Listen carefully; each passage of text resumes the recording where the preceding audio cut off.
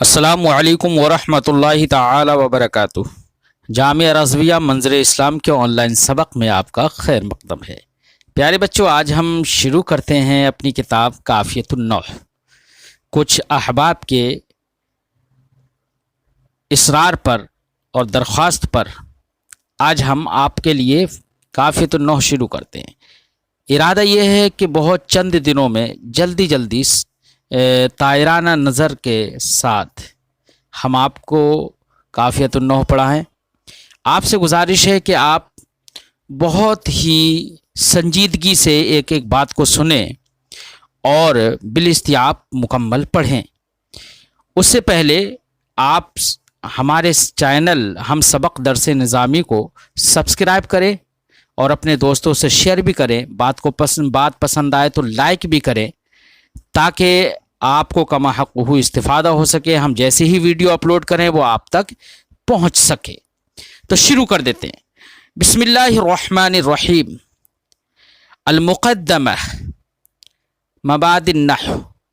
مقدمہ نحو کے مبادی کے بیان میں ہے۔ مبادی یہ مبدا کی جمع ہے۔ مبدا کہتے ہیں اصول اور بنیادی چیزوں کو، یعنی اس مقدمے کے اندر صاحب کتاب نحو کی اصول اور بنیادی چیزیں بیان کریں گے۔ فرماتے ہیں تحتوی المقدمۃ علی 5 فصول۔ مقدمہ 5 فصلوں پر مشتمل ہے۔ احتوی یحتوی، احتوا کا معنی ہوتا ہے مشتمل ہونا۔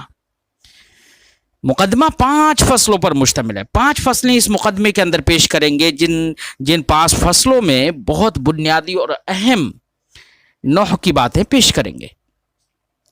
الفصل الاول اللفظ و اقسامہ۔ فصل اول لفظ اور اس کے اقسام کے بیان میں ہے۔ لفظ اور اس کے اقسام کے بیان میں۔ تو فصل اول میں لفظ کی تعریف کریں گے کہ لغتاً لفظ کسے کہتے ہیں، اصطلاحاً لفظ کسے کہتے ہیں، پھر لفظ کی کتنی قسمیں ہیں، تو اس کے اقسام بیان کریں گے۔ ہم پوری فصل کا اپنے چند لفظوں میں خلاصہ بیان کر دیتے ہیں، آپ سنجیدگی سے سنیں اور اس کے بعد ہم ترجمہ کرتے ہیں۔ پیارے بچوں، لفظ لغت میں مطلقاً پھینکنے کو کہتے ہیں، خواہ وہ پھینکنا منہ سے ہو یا غیر منہ سے ہو، لفظ کو پھینکنا ہو یا غیر لفظ کو پھینکنا ہو۔ تو یہ ہم نے 4 صورتیں نکال دی۔ منہ سے لفظ پھینکنے کی مثال، جیسے مثال کے طور پر آپ کہیں زید قائم،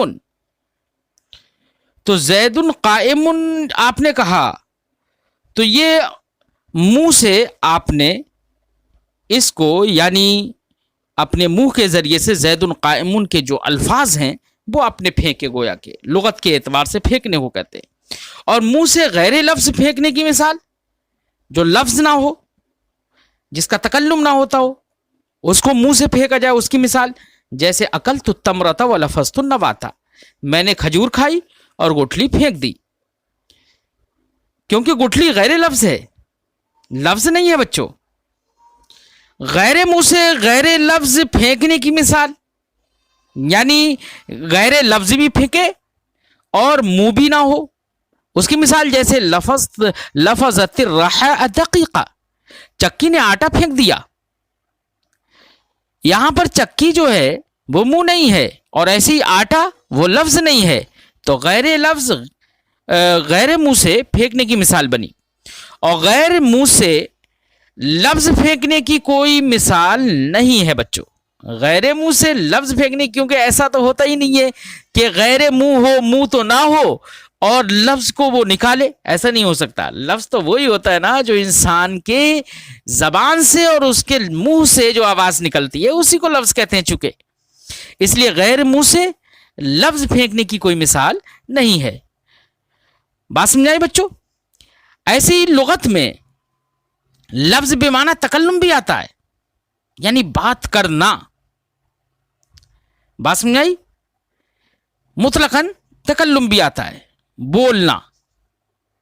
اور اصطلاح میں لفظ کہتے ہیں بچوں ما یتلفظ بہ الانسان، انسان جس کا تلفظ کرے، انسان کے منہ سے جو آواز نکلے وہ لفظ ہے۔ خواہ تلفظ اس کا انسان حقیقتاً کرے یا حکمن کرے جس کا تلفظ ہو رہا ہے وہ چاہے محمل ہو یا موضوع ہو، پھر وہ موضوع یا تو مفرد ہو یا مرکب ہو. بات سمجھ آئی بچوں؟ اسے کہتے ہیں اصطلاح میں لفظ. انسان کی منہ سے زیر و بم کے ساتھ یعنی حروف ہجائیہ کے استعمال کے ساتھ جو آواز نکلتی ہے وہ آواز اصطلاح میں لفظ کہلاتی ہے. اب اس میں عموم ہے، خواہ وہ نکلنے والی آواز یعنی یا یہ کہہ لو کہ نکلنے والی آواز جو ہے وہ تو لفظ ہے. اب وہ لفظ حقیقتاً ہو یا حکمن ہو. حقیقتاً جیسے ہم نے لفظ زید بول دیا، زید قائم بول دیا، حقیقتاً تلفظ ہے. حکمن جیسے ضمائر مستترہ کہا ہم نے غربا، تو غربا کا تلفظ حقیقتاً ہو گیا، لیکن اس کے اندر جو ہوا ضمیر ہے اسی کے ساتھ میں ہے نا وہ، تو اس کا حقیقتاً نہیں لیکن حکمن ہے. کیوں؟ اس لیے کہ اس ضمیر پر لفظ کے احکام نحوی جاری کرتے ہیں. محمل کا بھی کبھی تلفظ ہو جاتا ہے، یعنی لفظ محمل بھی ہو جاتا ہے. جیسے ہم نے کہا دیس جو کہ زید کا مقلوب ہے، تو زید تو لفظ ہے اور موضوع ہے ذات زید کے لیے، لیکن دیس وہ زید کا الٹا، وہ محمل ہے، وہ کسی کے لیے موضوع نہیں ہے، کسی کے لیے وضع نہیں کیا گیا، واضح نے کسی کے لیے وضع نہیں کیا ہے، تو یہ محمل کیا بھی تلفظ ہو جاتا ہے. موضوع کا تو ہوتا ہی ہے، جیسے ہم نے کہا زید، بیت، فرس وغیرہ، یہ سب کے سب موضوع ہیں. واضح نے ان کو ایک معنی کے لیے موضوع وضع کیا ہے. اب یہ موضوع میں عموم ہے. موضوع اگر مفرد ہو تب بھی اس کو لفظ کہیں گے اور مرکب ہو تب بھی اس کو لفظ کہیں گے. مفرد ہو جیسے کہ زید، مرکب ہو جیسے کہ غلام و زیدن، تو غلام و زیدن کو بھی لفظ کہیں گے کیونکہ تلفظ تو ہو ہی رہا ہے. تو تلفظ جس کا بھی ہو وہ لفظ ہے، چاہے وہ مفرد ہو یا مرکب ہو.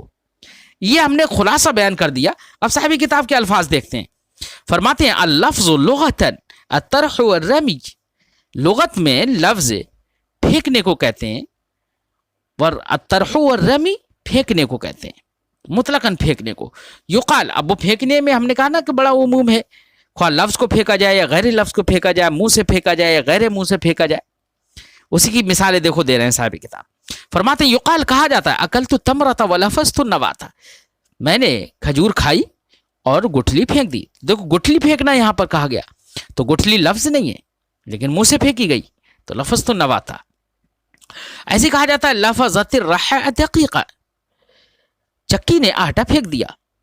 وہ اصطلاحا، اور ہماری پوری گفتگو یاد رکھنا، اصطلاحا، اور اصطلاح میں لفظ کہتے ہیں الصوت الخارج من فم الانسان، انسان کے منہ سے نکلنے والی آواز کو، انسان کے منہ سے نکلنے والی آواز. اب انسان جس کا تبھی تلفظ کر دے، چاہے ابتدان کرے، چاہے انتہان کرے، چاہے اولن کرے یا بعد میں کرے، اس میں عموم ہے. انسان کے منہ سے جو آواز نکلے زیر و بم کے ساتھ، یعنی حروف ہجائیہ پر وہ مشتمل ہو، تو ایسے آواز، نکلی ہوئی آواز کو لفظ کہیں گے. اب کلمات اللہ، کلمات ملائکہ، کلمات جن، وہ سب کے سب لفظ میں داخل ہو جائیں گے. بات سمجھائے بچوں؟ المشتمل علی بعض الحروف الہجائیہ، انسان کے منہ سے نکلنے والی آواز جو کہ بعض حروف ہجائیہ پر مشتمل ہو اس کو کہتے ہیں لفظ. تحقیقاً، حقیقتاً حروف ہجائیہ پر وہ مشتمل ہو، جیسے کہ ہم نے کہا محمد، یعنی لفظ تحقیقاً ہو، حقیقتاً ہو، اور تقدیراً، یا تقدیراً ہو. تقدیراً کا مطلب یعنی تحقیقی طور پر حروف ہجائیہ تو وہاں پر نہیں ہو، وہ لفظ حقیقتاً تو نہ ہو، لیکن نحوی حضرات اس پر احکام لفظ جاری کر دیتے ہوں. كالضمائر المستترة في الافعال والصفات، جیسے کہ تقدیراً کی مثال وہ ضمیریں جو مستتر ہوتی ہیں افعال میں اور صفات میں. افعال میں جیسے کہ ہم نے کہا ضرب، ایسے ہم نے کہا یضرب، ہے نا، تو اس میں ضمیر مستتر ہے، ہوا ضمیر. صفات میں جیسے ضارب، ناصر وغیرہ، یعنی اسماء مشتقات کے اندر، ان کے اندر بھی ضمیر مستتر ہے. وہو قسمان، لفظ کی تعریف ہو گئی لغتاً اور اصطلاحاً. پھر آپ اس کی دو قسمیں بیان کر رہے ہیں. فرماتے ہیں کہ لفظ کی دو قسمیں ہیں، مستعمل ویسمى الموضوع ايضا. ایک قسم تو ہے مستعمل، اس کا نام موضوع بھی رکھا جاتا ہے، اور دوسری قسم ہے محمل. یعنی لفظ کی دو قسمیں، ایک لفظ محمل اور ایک لفظ موضوع. ویسے صاحب کتاب یہاں پر اگر یہ کہتے کہ وہ قسمان موضوع و محمل تو زیادہ موزون ہوتا، کیونکہ اگر مستعمل کو محمل کے مقابلے میں رکھ دیا ہے تو مجھے تقابل زیادہ موزون نہیں لگ رہا ہے، اس لیے کہ مستعمل تو محمل بھی ہو جاتا ہے.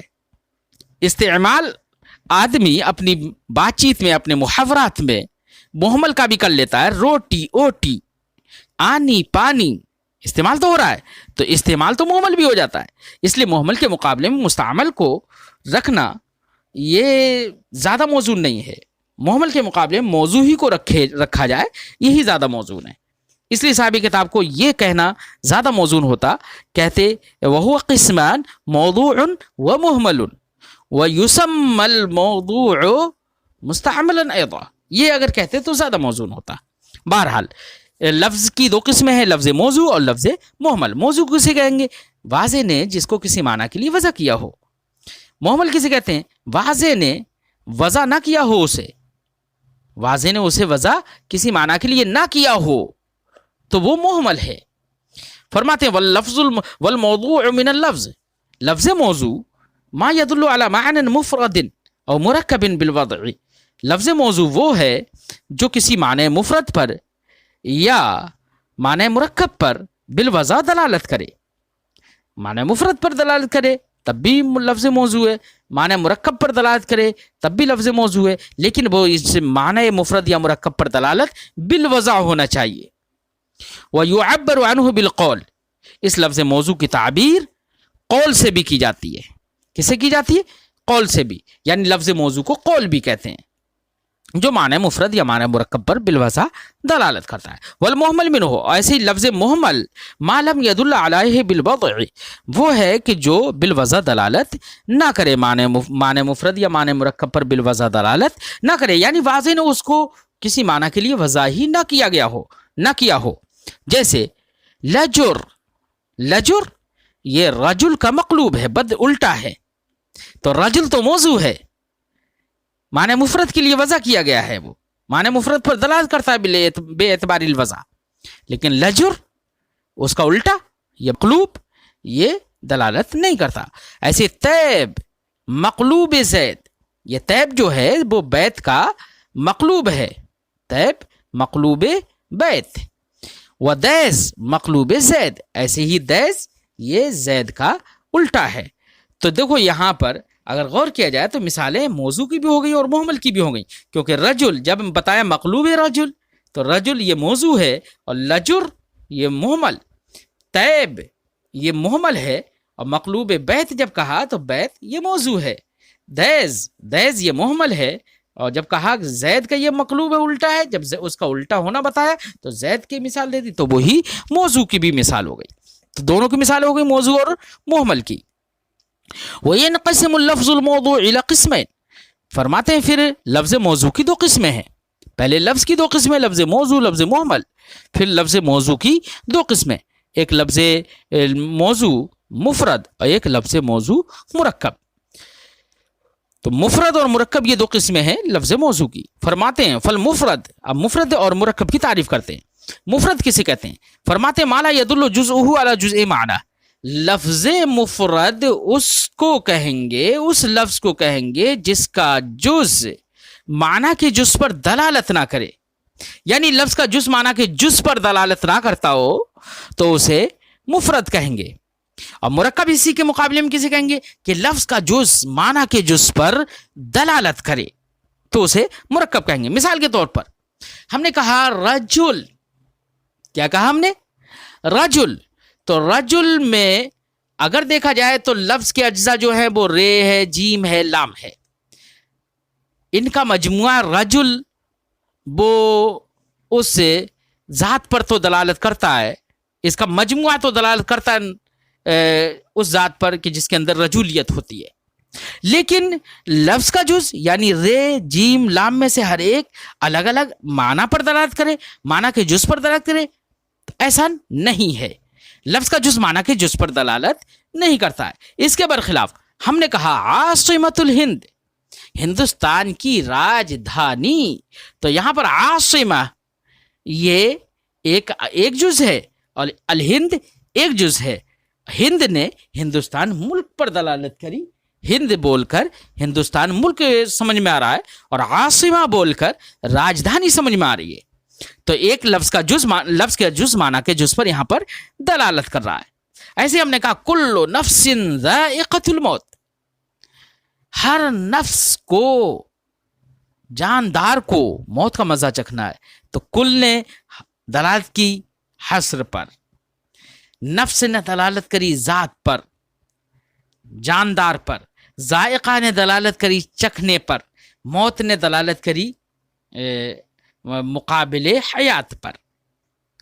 تو یہاں پر ہر لفظ کا ہر جز اس اپنے ایک معنی مخصوص پر دلالت کر رہا ہے نا، تو لفظ کا جز معنی کے جز پر دلالت کر رہا ہے، تو اس لیے اس کو مرکب کہیں گے۔ اس کے برخلاف رجل، وہاں پر رے جیم لام ہی تو اجزائے لفظ ہیں، اور وہاں پر لفظ کا جز معنی کے جز پر دلالت نہیں کر رہا ہے، اس لیے اسے مفرد کہیں گے۔ فرماتے ہیں فالمفرد ما لا يدل جزءه على جزء معنی، تو مفرد وہ ہے جس کے لفظ کا جز معنی کے جز پر، لفظ کا جز معنی کے جز پر دلالت نہ کرے۔ کر رجل، جیسے کہ الرجل جبکہ ہم نظر ڈالیں رے جیم لام پر، الف لام تعریف کی طرف نظر نہ کریں۔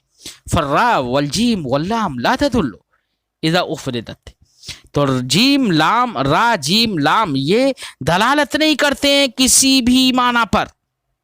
اگر ان کو الگ الگ کر دیا جائے، ان کو مفرد کر دیا جائے، الگ الگ را جیم لام کو دیکھا جائے، مما تدل علیہ کلمہ، جس پر کلمہ رجل جو کہ ان حروف کا رے جیم لام کا مجموعہ ہے، التی تجمعها، جو ان حروف کو جامع ہے، تو کلمہ رجل جس پر دلالت کرتا ہے اس میں سے کسی جز پر، اس کا کوئی جز پر را جیم لام الگ الگ مفرد کر دیے جائیں، الگ الگ کر دیے جائیں، تو یہ دلالت نہیں کرتے ہیں۔ وہو المسمى بالکلمہ عند النحاة، تو لفظ مفرد ہی کو نحویوں کے نزدیک کلمہ کہتے ہیں، کہ لفظ کا جز معنی کے جز پر دلالت نہ کرے، تو وہ مفرد جو ہوگا، لفظ مفرد، اسی کو کلمہ کہتے ہیں نحویوں کے نزدیک۔ والمرکب ما يدل جزءه على جزء معنی، اور مرکب وہ ہے کہ لفظ کا جز معنی کے جز پر دلالت کرے۔ کا عاصمت الہند، جیسے کہ ہندوستان کی، جیسے مثال کے طور پر عاصمت الہند ہندوستان کی راجدھانی، ایسے ہی کل نفس ذائقۃ الموت، فإن کل جزء من اجزائہما، کیونکہ ان دونوں مثالوں میں سے ہر ایک مثال کے اجزاء میں سے ہر جز یدل علی جزء من معانیہما، اپنے ہر ایک کے جز کے معنی کے جز پر دلالت کرتا ہے۔ ان مثالوں میں سے عاصمت الہند ایک یہ جملہ ہے، کل نفس ذائقۃ الموت ایک یہ ہے، دونوں میں سے ہر ایک کے اجزائے لفظ دیکھ لو، ہر جز اپنے معنی کے جز پر دلالت کر رہا ہے۔ الفصل الثانی الکلمۃ و اقسامہ، فصل ثانی کلمہ اور اس کے اقسام کے بیان میں۔ اب فصل ثانی میں صاحب کتاب کلمہ کی تعریف کریں گے لغتاً اور اصطلاحاً، اور اس کے اقسام بیان کریں گے کہ اس کے اقسام کتنے ہیں۔ تو پیارے بچوں، کلمہ کسے کہتے ہیں، کلمہ کی تعریف کیا ہے؟ تو کلمہ کے بارے میں اصطلاح میں کلمہ کہتے ہیں لفظ مفرد کو جو معنی پر، کسی ایک معنی پر دلالت کرے بالوضع۔ ایسا لفظ مفرد جو کہ معنی مفرد پر بالوضع دلالت کرے، واضح نے وضع کیا ہو اس کو معنی مفرد پر دلالت کرنے کے لیے، جیسے کہ مثال کے طور پر کتاب ہے، مدرسہ ہے، سب کے سب لفظ مفرد ہے، معنی مفرد پر دلالت کرتے ہیں۔ اور لغت میں کلمہ کسے کہیں گے بچوں؟ تو لغت میں کلمہ کا چند معنی پر بولا جاتا ہے۔ مطلق انسان جس کا نطق کرے، تکلم کرے، خواہ وہ مفرد ہو یا مرکب ہو، اس کو کلمہ کہتے ہیں لغت میں۔ لفظ واحد کو بھی کلمہ کہتے ہیں لغت میں۔ جملہ کو، یا کہو کہ ایسی عبارت جو کہ تام المعنی ہو، جس کا معنی مکمل ہوتا ہو، تو اس پوری عبارت، پورے جملے کو بھی کلمہ کہہ دیتے ہیں لغت میں۔ جیسے لا الہ الا اللہ، یہ کلمہ توحید ہے۔ کلمہ توحید کہتے ہیں نا کہ کلمہ توحید پڑھو، پہلا کلمہ پڑھو، تو لا الہ الا اللہ یہ پورا جملہ ہے، اس کو کلمہ کہتے ہیں۔ तामुल माना इबारत को भी कलमा कह देते हैं। और एक लंबा चौड़ा मुरक्कब कलाम जो होता है ना, उसको भी कलमा कह देते हैं। चाहे वो लंबा कलाम कसीदा हो, चाहे खुतबा हो या मकाला हो या रिसाला हो, उसको भी क्या कह देते हैं? कलमा कह देते हैं। तो लुगत में तो कलमा बहुत आम है। इस्तिलाह में कलमा लफ्ज मुफरद को कहते हैं जो कि माने मुफरद पर बिलवज़ा दलालत करे। इसी को साहिब किताब फरमाते हैं, अल कलिमतु फिल इस्तिलाह हिय लफ्जुल मुफरदु दाल्लु अला माना बिल वज़अ। कलिमा इस्तिलाह में वो लफ्ज मुफरद है जो दलालत करे एक माना पर बिल वज़अ, जैसे कि किताब, मदरसा व फिल लुगा। और लुगत में कलिमा कहते हैं तुतलक़ु अला मा याति मिनल मानी। लुगत में कलिमा का इतलाक आने वाले चंद मानी पर होता है। पहला माना मा यंतिक़ु बिहिल इंसान, जिसका इंसान नुत्क़ करे, जिसका इंसान तकल्लुम करे, उसको कलिमा कहते हैं, ख्वाह वो मुफरद हो या मुरक्कब हो। जैसे जैद, हमने मुफरद का तकल्लुम कर लिया तो जैद भी कलिमा है। मुरक्कब का तकल्लुम जैदुन कायमुन कर लिया तो हमारे तकल्लुम के एतबार से कि हमने उसका तकल्लुम किया वो हमारा कलिमा है। नंबर 2, अल लफ्ज़ुल वाहिदा।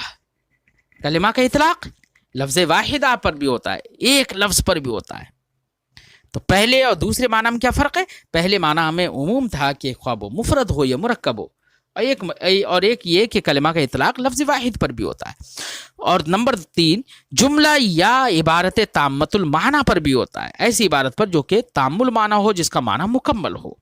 जैसे कि हमारे मशाइख के इस कौल में ला इलाहा इल्लल्लाह कलिमतुत तौहीद, कि हमारे मशाइख कहते हैं कि ला इलाहा इल्लल्लाह कलिमा तौहीद है, तो देखो उसे कलमा बोलते हैं, जबकि वो मुकम्मल जुमला है, तामुल माना एक इबारत है। और चौथा कलिमा का इतलाक अल कलामुल मुअल्लफ अल मुतव्वल, लंबे चौड़े मुरक्कब कलाम पर भी कलिमा का इतलाक होता है। ख्वाह वो लंबा चौड़ा मुरक्कब कलाम कसीदा हो और खुतबतन या खुतबा हो या मकाला हो या रिसाला हो।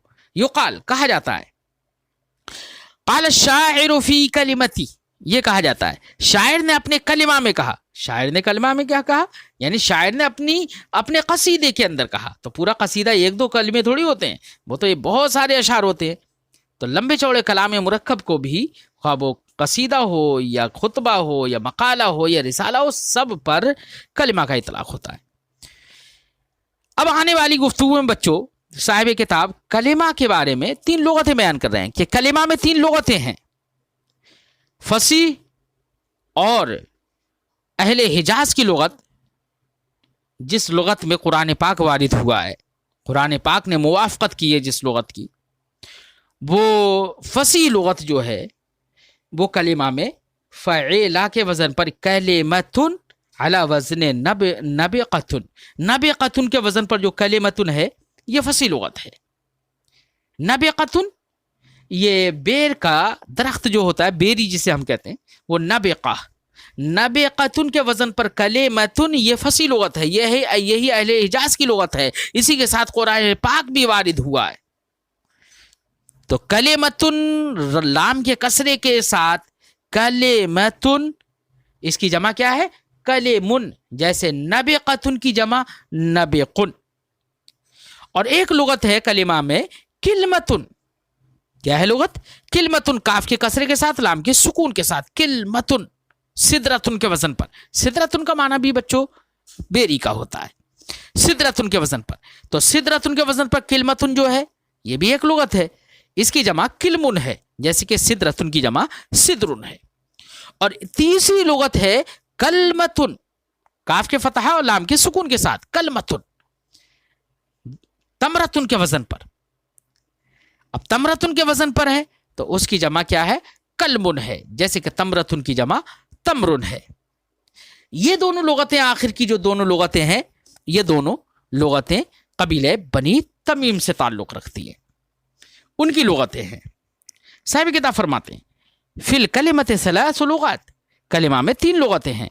कलिमतुन अला वज़न नबिक़तुन, एक कलिमतुन नबिक़तुन के वज़न पर, वही लुगतुल फुसहा, यही फसी लुगत है। वह लुगत अहलिल हिजाज, यही और अहले हिजाज की भी यही लुगत है। वह बिहा जा तंज़ील, और अहले हिजाज की इसी लुगत के साथ ही कुरान पाक بھی آیا ہے. وجمعها کلم، اس کلمتن لام کے کسرے کے ساتھ اس کی جمع کلمن ہے، جیسے کہ نبقن، نبقتن کی جمع. کلمتن دوسری لغت ہے علی وزن صدرہ، جمعها کلمن کا صدر. اور تیسری لغت ہے کلمتن علی وزن تمرتن، کس وزن پر؟ تمرتن کے وزن پر. اس کی جمع کلمن ہے، جیسے کہ تمرتن کی جمع تمرن ہے. وہما لغتان تمیمیتان، یہ دونوں لغتیں تمیمی ہیں، یعنی اہل بنی تمیم کلمتن اور کلمتن بولتے ہیں. اقسام الکلمہ، اب کلمہ کے اقسام صاحب کتاب پیش کرتے ہیں. وہی ثلاثۃ اقسام، آپ جانتے ہیں بچوں کلمہ کی 3 قسمیں ہیں، اسم، فعل، حرف. وجہ حصر کیا ہوگی؟ تو وجہ حصر وہی ہے جو آپ نے پڑھی ہے. کیا؟ کلمہ 3 قسموں میں منحصر ہے. وجہ حصر یہ ہے کہ وہ کلمہ یا تو معنی فی نفسہا پر دلالت کرے گا یا معنی فی نفسہا پر دلالت نہیں کرے گا. اگر معنی فی نفسہا پر دلالت نہ کرے تو وہ حرف ہے، اور اگر معنی فی نفسہا پر دلالت کرتا ہے تو اس کی 2 صورتیں، یا تو وہ معنی فی نفسہا پر دلالت کرنے کے وقت میں کسی زمانے کے ساتھ مقترن ہوگا یا مقترن نہیں ہوگا. اگر اقتران بالزمان ہے تو وہ فعل ہے، اور اقتران بالزمان نہیں ہے تو وہ اسم ہے. یہاں پر یہی وجہ حصر ہے.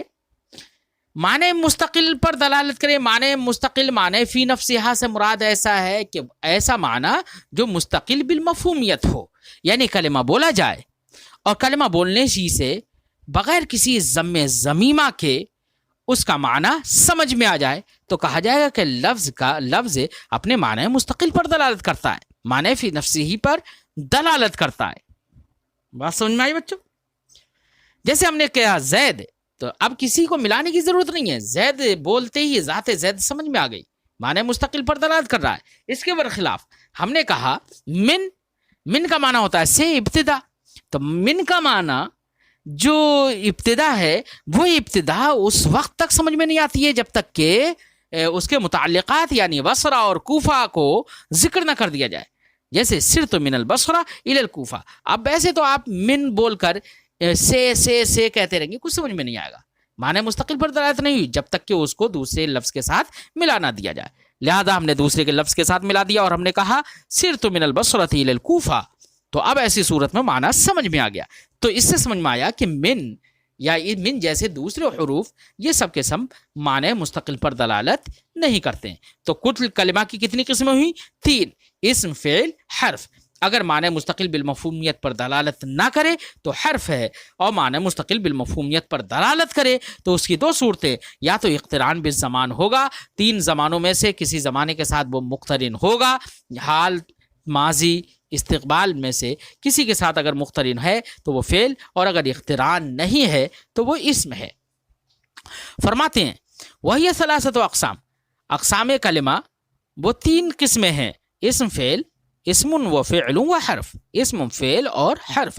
والدلیل علی حصرها فی الثلاثۃ المذکورہ، مذکورہ 3 قسموں میں کلمہ کے منحصر ہونے کی دلیل یہ ہے، وجہ حصر یہ ہے، انہا اما لا تدل علی معنی فی نفسہا، کہ کلمہ یا تو معنی فی نفسہا پر دلالت نہیں کرے گا. معنی فی نفسہا پر دلالت کرنے کا مطلب بس سمجھ میں آ گیا بچوں، یعنی بغیر کسی معنی فی نفسہا پر دلالت نہ کرے، یعنی بغیر ضم ضمیمہ کے وہ اس کا معنی سمجھ میں نہ آئے، یعنی دوسرے کلموں کو ملائے بغیر اس کا معنی سمجھ میں نہ آئے. اما ان لا تدل علی معنی فی نفسہا وہو الحرف، یا تو معنی فی نفسہا پر دلالت نہیں کرے گا، وہو الحرف، تو وہ کیا ہے؟ حرف ہے. او تدل علیہ، یا معنی فی نفسہ ہی پر دلالت کرے گا، یعنی ایسے معنی پر دلالت کرے جو کہ نفس کلمہ میں ہو. وہذا، نفس کلمہ میں ہونے کا مطلب بھی بچوں یہی ہے کہ جو اس کے ذات کے اعتبار سے ہو، بے اعتبار نفسہا ہو، یعنی خود سے دلالت کر لے وہ بغیر ضم ضمیمہ کے، یہی معنی ہے بچوں. وَهَذَا إِمَّا أَن يَقْتَرِنَ، یہ جو معنی فی نفسہا پر دلالت کر رہا ہے، یہ یا تو یہ معنی 3 زمانوں میں سے کسی ایک زمانے کے ساتھ مقترن ہوگا، 3 زمانے میں، یعنی ماضی، حال اور مستقبل، ان تین میں سے کسی کے ساتھ مقترن ہوگا، اولا یقترن بھی، یا ان میں سے کسی کے ساتھ مقترن نہیں ہوگا۔ فالاول منہما هو الفعل والثانی هو الاسم، تو پہلی والی قسم جو مقترن بالزمان ہو وہ فعل ہے، اور دوسری والی قسم یعنی جو مقترن بالزمان نہ ہو، تین زمانوں میں سے کسی کے ساتھ مقترن نہ ہو، وہ اسم ہے۔ وَإِلَيْكُمْ هَذِهِ الْأَقْسَامُ الثَّلَاثَةُ فِي ثَلَاثَةِ مَبَاحِث، صاحب کتاب فرماتے ہیں کہ ہم ان تینوں قسموں کو تین بحثوں میں آپ کے سامنے پیش کریں گے۔ تو بحث اول اب اسم کے بیان میں شروع کر دیتے ہیں۔ آج کی گفتگو ہم بچوں یہیں پر ختم کرتے ہیں، اب دوسرے سبق میں مبحث اول یعنی اسم کا بیان شروع کریں گے۔ السلام علیکم ورحمۃ اللہ تعالی وبرکاتہ۔